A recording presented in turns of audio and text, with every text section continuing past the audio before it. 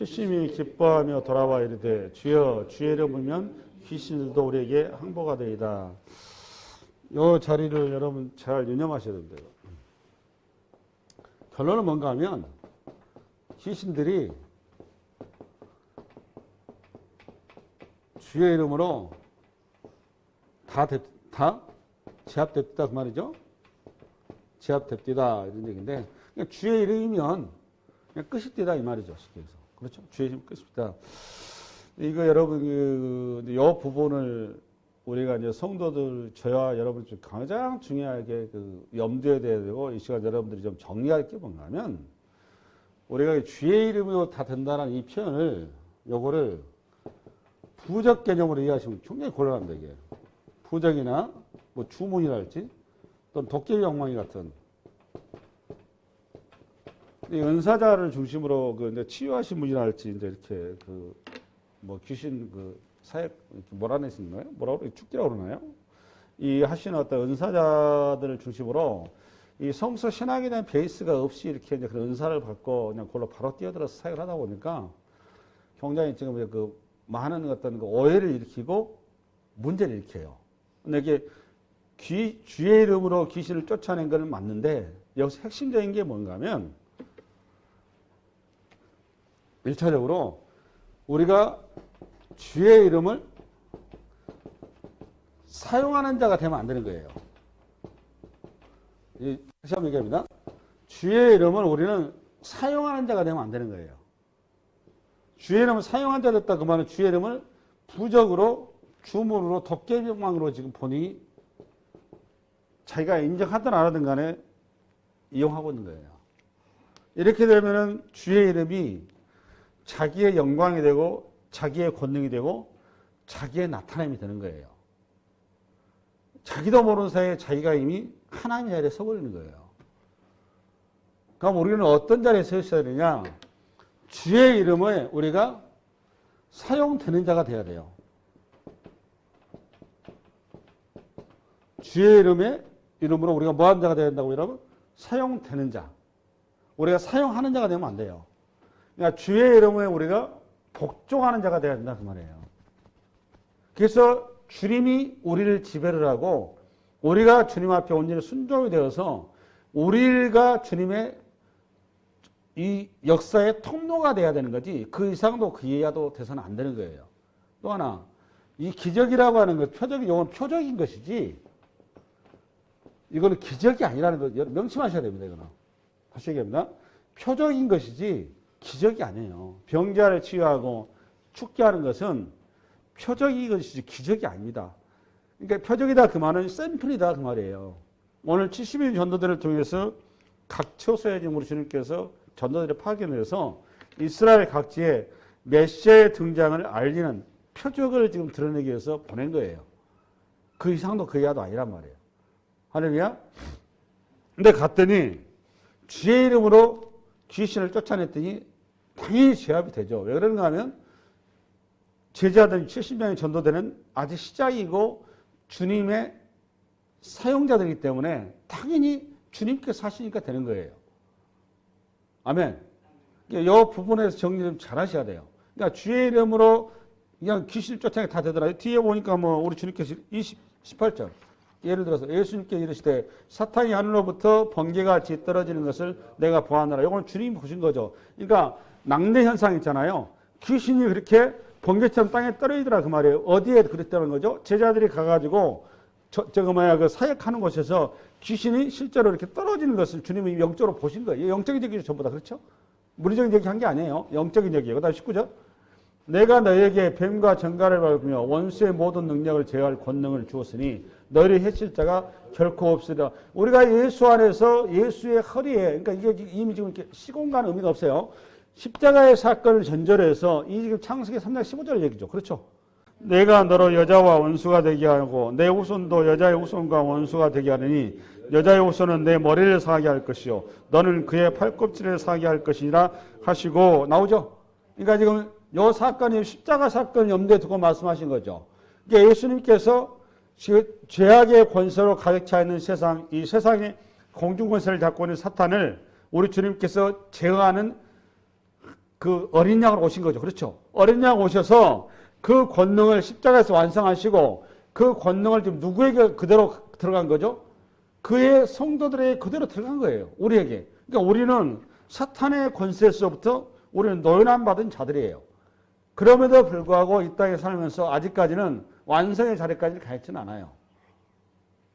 그 표적으로 우리에게 보여주시는 거예요. 할렐루야. 이게 이것도 십자가 사건 전 사건이지만 그걸 염두에 두고 지금 말씀하신 거란 말이에요. 그거를 시연하시는 거고 표적으로. 그 다음에 다시 한번 넘어갑니다. 앞으로. 그러나 귀신들이 너에게 항복하는 것으로 기뻐하지 말고 너희 이름이 하늘에 기록된 것으로 기뻐하라 하시니라. 20절이 사실은 악권이에요. 오늘 본문의 핵심이에요. 이게 지금 뭔가 하면 제자들은 지금 굉장히 흥분했죠. 그래요, 안 그래요? 이전에 자기들이 평생에 경험하지 못했던 놀라운 일들이 이 사회 현장에 같은 게 벌어진 거예요. 귀신이 시합된 거잖아요. 귀신이 시합된 건데 이거를 목도로 한 거란 말이에요. 안진뱅이가 일어나고 눈먼 자가 보게 되고 귀머거리가 듣게 되고 여러 가지 어떤 그 어떤 귀신의 어떤 억압 가운데 잡혀 있었던 많은 그 어떤 인생들이 회복되는 역사를 경험했으니까 얼마나 흥분했겠습니까? 그리고 그 예수 이름으로 이렇게 하니까 예수님은 손을 대고 안수하고 예수 이름으로 이렇게 물러가라고 기사하니까 탁 나타난단 말이에요. 어마어마한 사건이 엄청 벌어지니까 흥분했다고. 쟤도 흥분해가지고 주님 옆에 나와가지고 예수님께 나와서 예수님, 주님께서 말씀하시라고 가가지고 처음에는 이리 가운데 가가지고 어린 양 대신 새 참 겁도 많이 났는데 가서 해보니까 주님 말씀대로 그냥 앉은 자가 일어나고 죽은 자가 살아나고 못 본 자가 보게 되고 귀머거리가 듣게 되고 엄청난 일이 벌어졌습니다. 흥분해도 온 거예요. 흥분해 와가지고 지금 우리가 역시 이제 우리는 새로운 세상을 맞이했다. 뭔가 이제 우리는 드디어 구약에 하나님께서 약속하시던 그 메시아가 이제 도래해서 우리 인생은 이제 풀렸구나. 우리가 진짜 세상만으로 복된 세상을 우리가 맞이했구나. 이렇게 흥분하고 있을 때 우리 예수님께서 썰렁한 얘기를 하신 거예요. 썰렁한 얘기. 무슨 얘기를 하신가 하면 너희에게 항복하는 것은 그러니까 그 기적 같은 현상을 보지 말고 너에게 그걸 보게 한 거는 본질적으로 지금 너에게 하고 싶은 얘기가 있었는데 그게 뭐였느냐? 너가 어떤 존재인지를 알게 하기 위해서 너희들 보낸 거다 그 말이에요. 그러니까 너희들이 거기에 사역 가서 못 본 자가 보고 귀머거리가 듣게 되고 죽은 자가 살아나고 이런 어떤 여러 가지 어떤 그런 이적과 표적과 여러 현상들을 일으키는데 목적이 있는 게 아니다 그 말이에요. 쉽게 얘기해서. 뭐가 목적이라는 거예요, 쉽게 얘기해서. 네?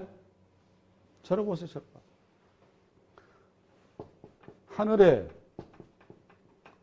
기록된 것. 뭐가?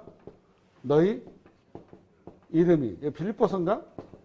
너희 이름이. 빌립보서 4장인가? 또 참으로 나와 멍에를 같이 한 내게 구하노니 복음에 나와 함께 힘쓰던 저 여인들을 돕고 또한 글레멘드와 그 외에 나의 동역자들을 도우라. 그 이름들이 생명책에 있느니라. 바로 이거예요. 그 이름이 어디에 있느니라? 생명책에 있느니라. 우리가 신앙생활 이유는 뭐냐? 우리가 여러 가지 어떤 병도 치료되고 죽은 자가 살아나고 많았다 이 땅에서 또 하나님께서 또 허락하면 또 물질의 복도 받고 또 어떤 지위도 올라가고 사회적인 출세도 하고 여러 가지 어떤 하나님의 복을 받을 수 여러 가지 일도 벌어질 수 있는데 그런 것들은 전부 부수적인 것이고 우리에게 있어서 본질적인 거는 뭐다라는 거죠, 여러분? 구원 얻은 거예요, 구원 얻은 거. 구원 얻은 거. 이게 포인트예요, 포인트. 요 얘기하는 거예요, 구원 얻은 거. 할렐루야? 그러니까 우리의 존재의 눈을 못 뜨면 우리는 신앙생활의 의미를 전혀 모르고 있는 거예요. 그러니까 교회를 다니는데 교회에 와가지고 내가 내가 원하는 소원 성취하고 내가 뜻을 이루고 내가 기도를 했더니 이렇게 응답받았다. 그것도 중요합니다. 그 나름대로 어떤 신앙생활에서 굉장히 동기도 되고 어떤 여러 가지 좋은 얘기인데 그게 우리의 본질은 아니에요. 우리의 신앙생활의 본질은 뭐냐? 저와 여러분이 뭐 하는 거예요, 여러분? 구원함 얻은 겁니다. 구원함. 이거보다 더 중요한 건 아무것도 없어요. 여러분 사역이 중요한 것도 아니고 여러분 일이 중요한 것도 아니고 아무것도 아니에요. 교회에서 목사가 됐다, 장로가 됐다, 권사 이거 아무 의미 없어요. 중요한 건 핵심적인 게 뭐냐? 여러분 뭐가 됐다는 거예요, 여러분? 구원함 얻었다는 게 그게 포인트라는 거예요. 이 사례를 가장 잘 여러분들 이해하고 우리가 지금 그것도 많이 오해하고 있는 것을 풀어주는데 좋은 사례가 어디가 있느냐? 누가 하고 15장 탕자의 비유입니다. 탕자의 15장 한번 열어봐봐. 이에 일어나서 아버지께로 돌아가니라. 아직도 거리가 먼데 아버지가 그를 보고 측은히 여겨 달려가 목을 안고 입을 맞추니 아들이 이르되 아버지 내가 하늘과 아버지께 죄를 지었사오니 지금부터는 아버지의 아들이라 일컬음을 감당하지 못하겠나이다 하나 아버지는 종들에게 이르되 제일 좋은 옷을 내어다가 입히고 손에 가락지를 끼우고 발에 신을 신기라. 그리고 살찐 송아지를 끌어다가 잡으라. 우리가 먹고 즐기자. 이 내 아들은 죽었다. 내가 잃었다가 다시 얻었노라 하니 그들이 즐거워하더라. 맏아들은 밭에 있다가 돌아와 집에 가까이 왔을 때 풍악과 춤추는 소리를 듣고 한 종을 불러 이 무슨 소리인가 물은데 대답하되 당신의 동생이 돌아왔는데 당신의 아버지가 건강한 그를 다시 맏아들에게 맞아들이게 됨으로 인하여 살찐 송아지를 잡아내야 하니 그가 노하여 들어가고자 하지 아니냐. 여기 그가 누구예요? 큰아들이죠.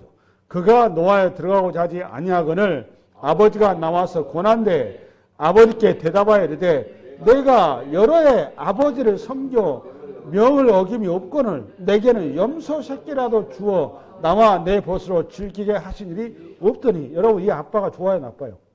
30절. 아버지의 살림을 장녀들과 함께 삼켜버린 이 아들이 돌아가며 이를 위하여 살찐 송아지를 잡으셨나이다. 이거 누구 얘기죠 지금? 큰아들. 여러분 큰아들 얘기가 맞아요 틀려요 지금? 굉장히 많은 얘기죠. 근데 진짜 맞을까요 틀릴까요? 31절의 답에 시작. 아버지가 이르되 예 너는 항상 나와 함께 했으니 내 것이 다 내 것이로되. 이게 답이에요. 근데 아들은 뭘 생각하고 있죠? 30절 시작. 아버지의 살림을 장녀들과 함께 삼켜버린 이 아들이 돌아가며 이를 위하여 살찐 송아지 잡으셨나이다. 29절. 아버지께 대답하여 이르되 내가 여러 해 아버지를 섬겨 명을 어김이 없거늘 내게는 염소 새끼도 주어 나만 내 벗으로 지키게 하시니 없다. 누가복음 15장이 우리에게 주는 메시지가 굉장히 큰 메시지를 가지고 있어요. 탕자의 비유가. 근데 여러분 여기에서 뭘 놓쳐서는 안 되는 거면 이 얘기한 거예요. 지금 큰아들은 쉽게 해서 이겁니다. 요걸 보셔야 되는 거예요. 무슨 얘기하려고 하면 아버지와 아들의 관계에 대해서 얘기하려고 하는 관계에 대해서요. 성경은.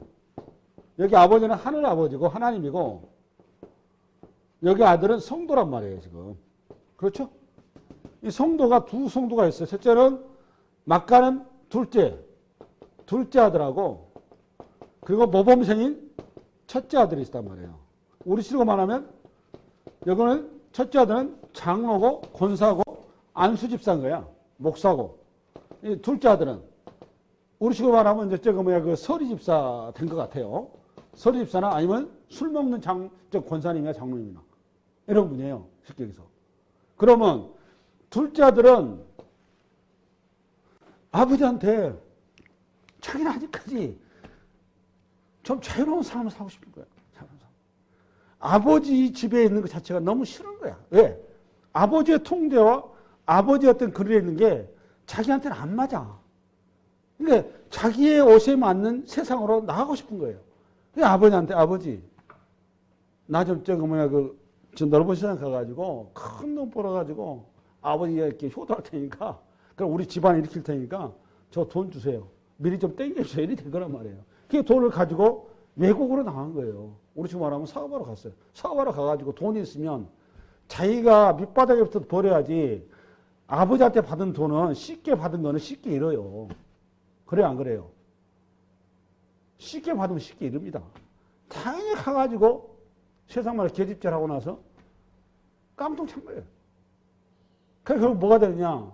이방 땅에 가가지고 종이 된 거란 말이에요. 종이. 나머지 종살이가 돼가지고 가만히 생각해 보니까 자기가 신세가 종이니까 그제서야 아버지 집에서 아들로 있을 때 그 자리가 새삼스럽게 새록새록 기억이 나요. 아버지의 그 품과 사랑의 자리가 너무너무 좋았다는 것을 자기가 밖에 나가가지고 이 혹독한 세상살이 속에서 그제서야 그걸 느낀 거란 말이에요. 그 아버지의 품이 그리운데 문제는 자기가 아버지한테 면목이 없으니까 돌아갈 명분이 없단 말이에요. 그래도 어떻게 해요? 사람이. 마지막 빌붙은 게 아버지밖에 없으니까. 그냥 아버지 앞에 돌아온 거예요. 돌아오는데 그 아버지는 그 아들이 쫄딱망하게 돌아올 줄 알고 있었어요. 맞아요, 틀려요. 이미 알고 있었다. 항상 문 앞에서 그 아들을 기다리고 있는 거예요. 그 아들이 딱 멀리서 오는데 거지 행세라고 오는데도 바로 알아봐요. 알아보고 내 아들 내 새끼 얼른 오지라. 지나온 과거를 묻질 않아. 아버지가. 여러분 우리가 주님 앞에 나올 때 과거는 물어요 안 물어요? 안 물어요. 우리가 죄져서 천국 못 가는 게 아닙니다. 하나님의 품에 안기지 않아서 우리 주님 앞에 안기지 않아서 지옥 가는 거예요. 우리의 과거에 죄 묻지 않습니다. 앞으로 여러분 죄 지어도 묻지 않아요. 그거. 나는 주님 앞에 서는 그날까지 죄 지어요. 여러분 안 그럴 것 같아요?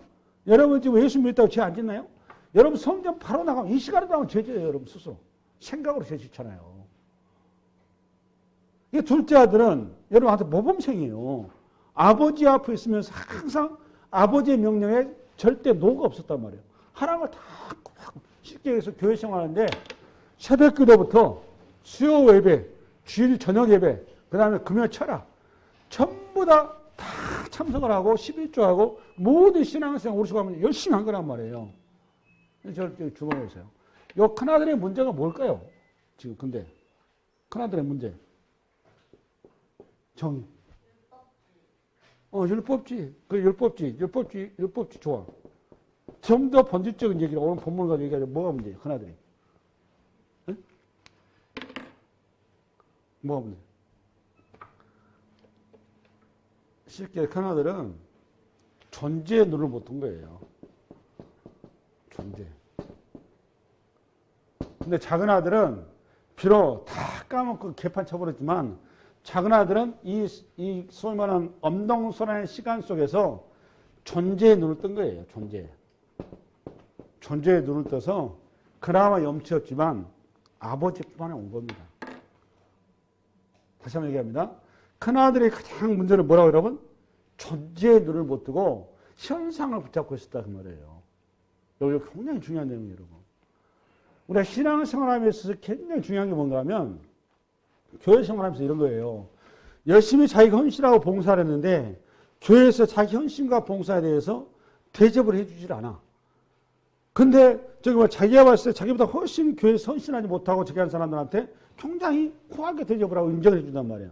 그럼 여러분들이 순간적으로 그걸 가지고 흥분하고 시험에 들어. 그럼 여러분 그게 뭐가 문제라고 생각하세요? 어느 부분이? 여러분 스스로가 여러분이 지금 어디에 잡혀 있느냐? 일중심 사고에 갇혀 있는 일중심. 그러니까 뭐 중심이어야 되는데 관계 중심이어야 된다니까. 관계 중심. 일중심이 되면 여러분 교회에서 틀림없이 시험 들어요. 그러니까 우리가 세야 될 자리를 뭔가 하면 여러분 우리가 봉사하는 것도 교회에서 어떤 헌신하는 것도 우리가 여러 가지 어떤 교회에서 어떤 헌금한다는 모든 하는 것은 어디에 근거가 돼야 되는가 하면 하나님 앞에 여러분이 구원함 받은 자로서 은혜, 어린 양의 희생을 통한 그 내가 살아났다는 그 은혜의 근거에서 거기에 기초해서 여러분들이 생각하고 이해하고 거기에 여러분이 표현이 돼야지 그 외에 다른 모든 것들은 검토의 대상도 여러분의 근거의 대상도 협의의 대상도 생각의 대상이 아니에요. 딱 하나밖에 없습니다. 오직 어린 양 대신 그리스도 외에는 어떤 것도 우리의 판단 근거나 이유나 원인이 될 수가 없어요. 이 큰아들의 문제는 뭔가 하면 아버지하고 형태적으로 같이 집에 살았단 말이에요. 살았죠. 근데 내용적으로는 전혀 아버지하고 관계가 없었던 거예요. 그러니까 오직 큰아들은 뭐에 관심 있는 거죠? 얼마나 많이 돈을 벌고 얼마나 많이 그 집에 송아지 가축 숫자 늘리고 얼마나 많이 자기가 성과를 내고 오직 그 집에 쉽게 얘기해서 그 부자 되는 거, 그 집이 부유하게 되는 거, 거기에만 우리 집과 교회가 성장하는 거, 성도수 늘리는 거, 그냥 오직 그냥 이런 일에만 잔뜩 매여서 일에 치여서 살았던 거예요. 근데 정작 하나님의 말씀이 뭐였던 거예요? 그러니까 주인의 아버지의 마음은 뭐였던 거죠? 자기의 사귐을 원했던 겁니다. 자기의 사귐. 부모 자식 간에 진정한 아들과 아버지로 만나고 싶었던 거예요. 근데 그게 없었던 거예요. 큰아들이. 그게 없으니까 일 중심이 생각을 하다 보니까 시험이 된 거예요. 바로. 여러분 우리가 교회 생활하는데 여러분 늘상 오시는 여러 성도들을 그 대판 환영합니까? 아니면 초신자들 대판 환영합니까? 다시 한번 얘기합니다. 여러분 교회 늘상 오신 분을 그냥 대판 환영합니까? 아니면 교회 처음 나오신 분들 대판 환영합니까? 네? 처음 나온 분을 당연히 대판 환영하죠. 근데 교회 와가지고 아니 교회 처음 나오는 저 사람한테 아주 그렇게 그냥 막 그냥 대접했는데 나한테는 뭐 국물도 없네. 그 사람은 지금 첫째 아들인 거예요. 개념이 없는 거예요, 개념이. 애기들한테, 지금 어린이들한테는 사탕을 주잖아요. 맞아요, 그래요. 왜 그러는 거죠? 아직 수준이 그 수준밖에 안 되니까. 그 사탕을 줘서 그 아이를 어리고 달래고 이렇게 한단 말이에요. 어른한테 사탕 줘서 달래나요? 안 줘요. 우리의 존재에 눈을 뜨셔야 돼요. 할렐루야? 오늘 주님 말씀이 그 얘기한 거예요. 제자들한테 나갔는데 너희들의 사역과 너희들의 일과 너희들 여러 가지 물론 그것도 중요하지만 그게 너희들의 본질이 아니다 그 말이에요. 너희들이 그 현장에 보내서 귀신 물리치고 저 병든 자 살리고 뭐 저 고치고 여러 가지 그런 일들을 하는 거 뭐 다 좋다. 좋은데 왜 너희들이 거기에 보내느냐? 그 사람들 살리고 뭐 귀신 쫓아내 너희 보낸 게 아니고 너가 어떤 존재인지 알라고 보냈다 그 말이에요. 그 얘기하는 거예요. 너가 어떤 존재라는 거예요. 아담 안에서 우리가 귀신에 종되었는데 이제는 우리가 귀신으로부터 자유함 얻어서 우리가 드디어 하나님의 자녀가 되었다라는 사실을 현장의 실상황을 통해서 경험시키기 위해서 내가 너를 보냈다 그 말입니다. 우리를 하나님께서 이 땅에 우리를 보낸 거는 우리를 부려먹기 위해서 보낸 게 아니에요. 교회를 여러분, 저와 여러분을 교회 우리가 부른 거는 저와 여러분을 하나님께서 무슨 일 시키려고 하나님이 다 할 수 있으세요. 그런 것 전부 다. 필요하면 하나님께서 전도도 할 수 있으시고 필요하면 하나님께서 모든 교회 일을 다 할 수 있으십니다. 그럼에도 불구하고 하나님께서 우리를 이렇게 참 이렇게 복잡하게 뭐 저찰 이렇게 해서 부르신 거는 우리를 사랑한다는 거예요. 사랑하기 때문에 사랑하는 내 자녀로 아들로 딸로 내가 너를 대접하고 싶다 그 말입니다. 그리고 너가 이런 과정을 통해서 너가 나의 아들이라는 것, 딸이라는 것을 경험하고 네 스스로 그거를 알아가라 그 말이에요. 아멘. 오늘 내 핵심은 그 얘기한 거예요. 그러니까 본질을 붙들어야지 껍데기 붙들면 안 된다 그 말입니다. 껍데기를. 이게 첫째 아들은 지금 평생을 아버지하고 살았지만 아버지를 아버지가 아니라 이 친구는 첫째 아들은 아버지가 뭔가 하면 기업체 회장인 거예요. 회장. 한 번도 아버지를 아버지로 만나지 못한 거예요. 뭘로 만났다 그러고? 회장. 그러니까 첫째 아들 뭐냐? 월급쟁이가 월급쟁이. 우리 지금 말하면 종살이 한 거예요. 종살이. 그런 삶을 살면 안 된다는 말이에요. 우리는 종이 아니라 뭐다 여러분? 아들입니다. 아들. 하나님의 아들. 지금 그 얘기하는 거예요. 본문에서. 참된 기쁨이 뭐다? 내가 하나님의 아들로 생명책에 등재된 거. 그걸 기뻐하라. 그 말이에요. 그걸 기뻐하라. 사역하면서 그 귀신 쫓아내고 병자 고치고 죽은 자 살리는 거 그거 환호하고 거기다 정신 팔리지 말고 그거 한 이유는 뭐냐? 너를 위해서 한 거다고요. 너가 어떤 존재라는 걸 알게 하기 위해서. 너가 이제는 사탄의 앞잡이에서 이제 나의 자녀된 거를 확인하고 이해시키고 너를 가르치기 위해서 내가 그 현장에 보내서 너를 세운 거다. 이 얘기 하신 거예요. 할렐루야. 그 다음에 누가복음 다시. 그때 예수께서 성령으로 기뻐하시며 이르시되 천지의 주제이신 아버지여 이것을 지혜롭고 슬기는 자들에게 숨기시고 어린아이들에게 나타내심을 감사합니다. 옳소이다. 이렇게 된 것이 아버지의 뜻입니다. 참 기가 막히죠. 참 이게 좀 이런 것이 이제 여러분들 입장에서는 좀 이렇게 애매모호하고 이해하기 좀 복잡해요. 이게. 근데 이 선지서도 그렇고요. 성경에서 이런 표현들이 참 유사한 표현들이 많이 나와요. 그죠? 여기 봐보세요. 지혜롭고 슬기 있고 슬기 있는. 그러니까 지혜롭고 슬기 있다 그 말은 똑똑하다 그 말 아니에요. 이 사람들에게는 하나님의 나라 계시가 안 열리고 어린아이에게 하나님의 나라를 알게 했다 그 말 아니에요. 이 형태 그렇죠? 맞아요, 틀려요. 근데 이것이 누구의 뜻이라고? 이게 하늘 아버지의 뜻이랍니다. 이게 뜻. 그러니까 어린아이가 되지 않고서는 하나님의 나라를 우리가 알 길이 없다. 그 얘기할 거 아니에요. 어른 되어 있는데 여러분 어떻게 어린아이 될 거예요? 지금 복잡하잖아요. 그 다음에 22절. 내 아버지께서 모든 것을 내게 주셨으니 아버지 외에는 아들이 누군지 아는 자가 없고 아들과 또 아들의 소원대로 계시를 받은 자 외에는 아버지가 누군지 아는 자가 없나이다 하시고, 이거 한마디로 딱 정의하면 뭔가면, 복잡한 얘기죠. 한마디로 정의하면 뭔가면 예수 그리스도만이 유일한 통로다 그 말이에요. 어디를 향한? 하나님 아버지께, 하나님 아버지를께 나아갈 수 있는 유일한 통로다 이 얘기를 이렇게 한 겁니다. 간단하게 얘기해서. 다시 얘기합니다. 하늘 하나님 아버지 앞에 나아갈 수 있는 유일한 길은 누구밖에 없다? 예수밖에 없다 그 말이에요. 할렐루야. 근데 요 계시를 요거를 23절 해봐. 23절. 시작. 제자들을 돌아보며 조용히 이르시되 너희가 보는 것을 보는 눈은 폭이 뜨다. 이걸 그러고 나서 24절.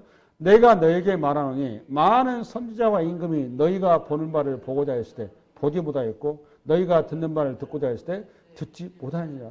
또 복잡한 일이 또 일어났어요. 반복해서. 그러면 이 사건을 요거를 누가 수많은 그동안 선지자들, 근데 선지자들도 요거를 안 해보자 했고 보고자 했고 듣고자 했는데 못 보고 못하고 못 듣고 끝났다는 거예요. 또 누구도? 임금들도.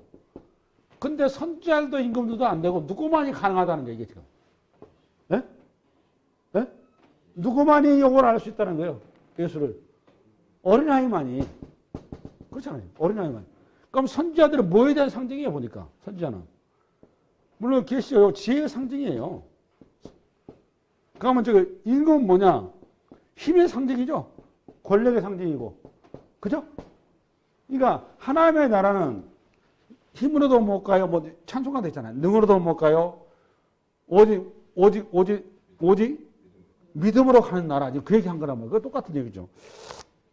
이 표현이 이제 똑같이 유사한 표현이 뭔가 하면 이사야서 6장에서 우리 앞을 봐 9절부터 6장 9절부터 시작. 여호와께서 이르시되 가서 이 백성에게 이르기를 너희가 듣기는 들어도 깨닫지 못할 것이요 보기는 보아도 알지 못하리라 하여 이 백성의 마음을 둔하게 하며 그들의 귀가 막히고 그들의 눈이 감기게 하라. 이거 여러분 지금 이사야에게 하늘 계시를 지금 하신 다음에 소명자로 이사야를 불렀어요. 누가 갈 거니까 하나님께 우리 주님 그러시니까 이사야가 주여 제가 가게 이렇게 된 거예요. 그러니까 그 말 끝에 이사야에게 하신 말씀이에요. 그럼 이사야에게 가겠다고 말하는 이사야에게 백성들에게 이사야 통해서 하나님 나라에 전파하게 하려면 이스라엘 백성들이 그걸 알게 해야 돼요? 모르게 해야 돼요? 알게 해야 되죠. 그러니까 이스라엘 백성들로 하여금 이사야를 통해서 전하는 것을 그 메시지를 이스라엘 백성들이 알아듣게 해서 하나님의 이사야가 사역할 수 있도록 해줘야 되는데 지금 반대로 이렇게 한단 말이에요. 이 백성의 마음을 둔하게 하며 그들의 귀가 막히고 그들의 눈이 감기게 하라. 이 말이 돼요. 염려컨대 그들이 눈으로 보고 귀로 듣고 마음으로 깨닫고 다시 돌아와 고침을 받을까 하노라 하시고 지금 하나님께서 당신의 계시를 맡고 계신 거죠. 그럼 이 표현이가 뭔 얘기를 할까요? 진짜 여러분 주님 하나님의 마음이면 이사야를 불렀을까요? 부를 리가 없죠. 근데 왜 이렇게 반대로 얘기하시냐 그 말이에요. 그 다음에 11절 내가 이르되 주여 어느 때까지니까 하였더니 주께서 대답하시되 성읍들은 황폐하여 주민이 없으며 가옥들에는 사람이 없고 또 이 토지는 황폐하게 되면 이렇게 쉽게 바벨론으로 망한다 그 말이에요. 지금 이거요. 그러니까 언제까지 하나님 나라 계시가 지금 막히겠다 그 말이죠. 바벨론 포로 갈 때까지 쉽게 해서 이스라엘 백성이 망해버릴 때까지. 아니 망하기 전에 이스라엘 백성이 회복이 돼야 될 거 아니에요. 이거 복잡한 얘기 한 거란 말이에요. 12절 여호와께서 사람들을 멀리 옮기셔서 이 땅 가운데 황폐한 곳이 많을 때까지 그러니까 바벨론 포로 아닙니까? 13절 그 중에 10분절이 아직 남아있을지라도 이것도 황폐하게 될 것이나 밤나무와 상수나무가 배임을 당하다. 이렇게 밤나무와 상수나무다 그 말은 북이스라엘과 남유다를 얘기한 거예요. 그러니까 배임을 당했다 그 말이 뭐하죠? 멸망했다 그 말 아니에요.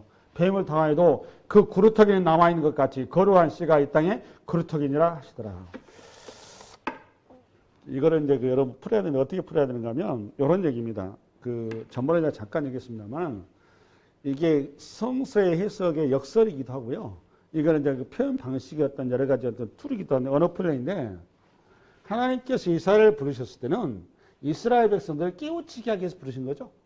그래요, 안 그래요? 그럼 저 표현은 무슨 소리냐? 알아들을까 무섭다. 저 표현은 무슨 소리냐면 역설적인 표현이에요. 역설 표현. 뭔 말이냐면 하나님의 계시가 이스라엘 백성들의 귀에 합당하다, 합당하지 않다. 네? 그렇지. 하나님의 이 말씀, 계시의 말씀을 이스라엘 백성들에게 이사야를 통해서 전해줬더니 이스라엘 듣기에 이스라엘 백성들이 듣기에 그거를 받아들이다 못 하더라. 그 얘기를 이렇게 한 거예요. 이해되시나요? 왜 그럼 이스라엘 백성들이 못 받아들이는 거죠? 그게 중요하잖아요. 왜? 자기들이 원하는 그런 메시지가 아니니까. 왜 그러면 자기들이 원하는 메시지가 아니었을까요? 이게 중요한 거예요. 요거 풀리자는 거예요. 자기들이 원하는 메시지는 하나님께서 주셔야 될 메시지는 자신들의 통밥을 해서 지혜와 총명과 경험과 여러 가지 모든 삶의 정황을 통해서 나온 나름대로 자기들의 어떤 카테고리가 있을 거 아니에요. 맞아요, 틀려요. 그 카테고리에 근거한 나름대로 좀 설득력 있는 그런 하나님의 메시지가 나한테 왔을 때 아멘이라고 받아들이죠. 쉽게 해서 근데 자신들이 얘기하는 지혜니 총명이니 어떤 삶의 정황이라는 것은 이거 하나같이들 인간의 탐욕의 기초에서 다시 한번 탐욕의 기초에서 하나님의 거룩과는 사실 상관이 없어요. 이스라엘 백성이 꾸준히 평생을 요구한 게 뭐였어요, 여러분? 쉽게 해서 제국이죠. 맞아요, 틀려요? 제국 아니에요. 근데 하나님 시내의 산에서 이스라엘 백성들한테 주어진 그들이 나가야 될 나라는 어떤 나라였어요, 여러분? 네? 어떤 나라였어요? 거룩한 나라. 제사장 나라. 제사장 나라의 길을 가라고 주님께서 시내산에서 모세를 통해서 이미 언약까지 했어요. 율법을 주셨고 그 율법의 말씀을 다시 한번 회복시켜서 말씀하시는데 이게 들어오나요? 안 들어오지. 하나님 두쪽 나도 안 들어오죠. 왜 안 들어올까요? 자기는 제국을 원하니까요. 이해 가시나요? 그런데 여러분 누가 그런데 이게 들어올 수 있을까요? 누가? 아직까지 그런 지혜와 총명과 경험이 없는 어린아이들은 아직까지는 깨끗하단 말이에요. 그 부분이. 그러니까 하나님께서 들려주신 말씀이 들어오는 거예요. 아직 그런 경험이 없으니까. 어린아이가 똑똑해서 그렇다는 얘기가 아니에요. 무슨 말인지 이해 가시나요? 내가 말하는 취지가 이해 가십니까, 여러분? 그래서 이스라엘 역사를 다 보면은 끊임없이 하나님과 이스라엘 백성 간의 이 갈등입니다. 제국을 추구하는 이스라엘 백성과 거룩한 제사장 나라를 요구하는 하나님과 주님과 끊임없는 갈등의 역사가 구약의 역사예요. 내용이. 그거를 이렇게 돌려서 표현해 놓은 겁니다. 이 표현이. 뭐 하나님께서 우리 엿먹으라고 당신 나라에 계시를 이거 숨기십니까? 안 그래요. 그런 거 없습니다. 우리가 당연히 알아야 되는데 이미 우리가 세상으로 가득 차 있기 때문에 안 들어오는 겁니다. 그런 게. 그러니까 이 말을 지금 고린도전서 사도 바울이 지금 에둘러서도 표현한데 많아요. 고린도전서 2장 열어봐. 2장. 고린도전서 2장. 십자가의 도를 이해할 수가 있겠습니까? 세상에. 이해할 수 없어요. 시작. 그러나 우리가 온전한 자들 중에서는 지혜를 말하노니 이는 세상의 지혜가 아니요 또 이 세상에서 없어질 통치자들의 지혜도 아니요. 이게 다 우리 제국을 꿈꾸는 지혜예요. 이게. 그 다음에 27절. 오직 은밀한 가운데 있는 하나님의 지혜를 말하는 것으로 그러니까 거룩한 제사장의 나라의 길이란 말이에요. 말하는 것으로 곧 감추어졌던 것인데 하나님이 우리의 영광을 위하여 만세전에 미리 우리의 영광이 뭡니까 여러분? 뭐예요 여러분? 여러분 하나님의 자녀 되는 거 아니에요. 그렇잖아요. 그 다음 8절. 이 지혜는 이 세대의 통치자들이 한 사람도 알지 못 당연히 이 시대의 통치자들이 모르죠. 그걸. 이 시대 통치자들이 한 사람도 알지 못하였나니 만일 알았더라면 영광의 주를 십자가에 못 박지 아니하였으리라. 당연하죠. 예수님 오셨을 때 이 지혜를 알았더라면 대지상이 빌라도니 총독이 누가 예수를 십자가에 못 박았겠습니까? 요 귀신들도 몰랐어요. 그를. 여러분 귀신이 알았어요? 몰랐어요?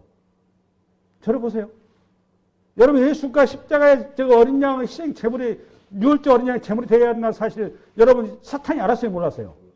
당연히 몰랐습니다. 알았으면 사탄이 그 죽입니까? 예수님이 십자가에 죽으면 자기들은 자기 생각이 될 거라고 죽인 거예요. 귀신도 모르는데 어떻게 그 세상에서 저 통치자들이 그걸 알겠습니까? 귀신 악자들인데 다들. 알 길이 없는 거예요. 그거. 오직 그런데 누구에게 그게 열렸다고 여러분? 어린아이. 아직까지 이 세상의 물이 때가 들어가지 않은 그들에게는 하나님의 나라를 흡수할 수 있는 스펀지더라고 말이에요. 이제 그 얘기를 한 거예요. 뭐 어린아이들이 무슨 착해서 그렇다 이게 아닙니다.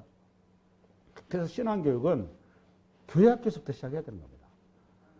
젊은 날에 신앙을 잡아줘야지 나이 먹고 나면 절대 예수 믿기 어렵습니다. 이미 내게 꽉 차있기 때문에 힘들어요. 저 어제 저녁에 우리 아버님하고 제가 또 한바탕 실행했는데 그렇게 예수를 저기해도 저 아버지가 그냥 하십니다. 그게 그렇게 어렵습니다. 그러니까 여러분이 이 자리에서 지금 뭐가 있다는 거예요, 여러분? 신앙이 있다는 거. 예수가 내 구세주라고 이걸 깨닫는 거, 아는 거.